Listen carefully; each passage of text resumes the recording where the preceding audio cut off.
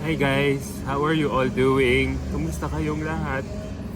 Well, as you can see, I'm not okay because it is only now that I am realizing the gravity of what I did on social media the other day.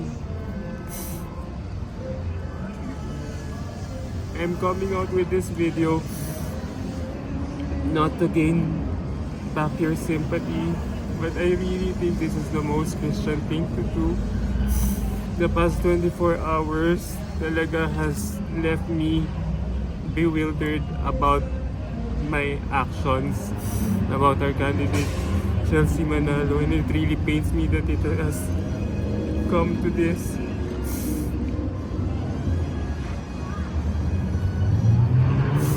Chelsea, I'm really sorry about what I said about you. It was never really my intention to really hurt your feelings, nor your teams. Kasi you've worked so hard to be where you are right now. And it's really painful that I am pictured as someone who's belittling all your efforts since day one.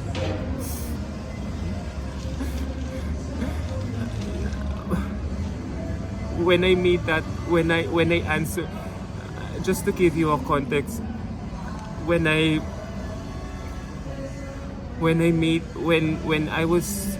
answered that question in a live chat session with my followers on my YouTube account the day after finals, I simply responded directly to the question I was asked. Who do you think should have represented us instead, or who do you want to see representing us next year? I can't remember the exact same question. So ayun, nagsalita po ako ng dire-diretso na nako, siguro since Barbie looking po si Miss Denmark, siguro ang hinahanap nila si ganito, ganyan. When I realize now, I should have been more diplomatic and tactful with my choice of words. It is only now that I am realizing the impact of my words to you, to your team, and everyone else. There's no excuse in what I did. Pero what really pains me lang talaga is when people say na I am plastic to you, I have been two-faced to you all this time, when in fact talaga kung ano yung pinakita ko sa'yo since day one, ganun talaga yung enthusiasm ko. It's just that everything just changed after the preliminary performance. However, given that hindi pa rin talaga tama yung sinabi ko, and I would really like to apologize to you, to Sir Manny most especially, who has shown nothing but kindness to me ever since I met him, to Attorney Ron, lalo na kay Mama J, kay Sir Voltaire, and everyone who comes from MUP. You guys have shown nothing but kindness to me ever since day one, and I really feel bad. This is how I am repaying you all.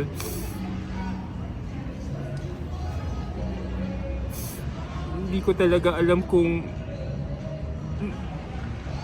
talaga alam how I will still make up for this.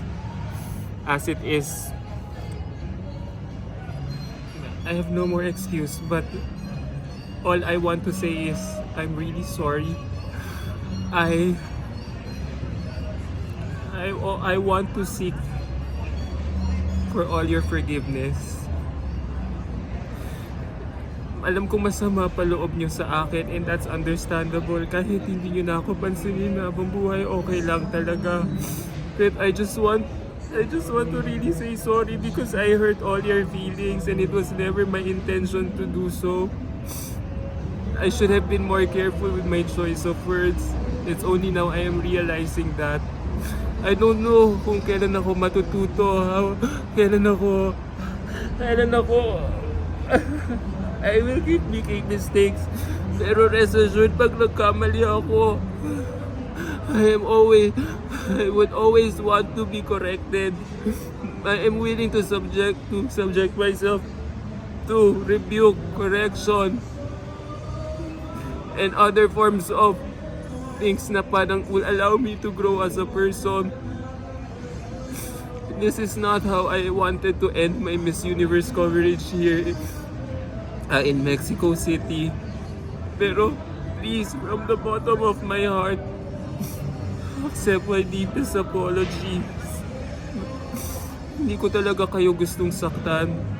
I will accept all the consequences of my actions, most especially to Sir Louis Heredia, who has really believed in me since day one. I'm grateful for people like him who really check out, who really have the best interest in my heart.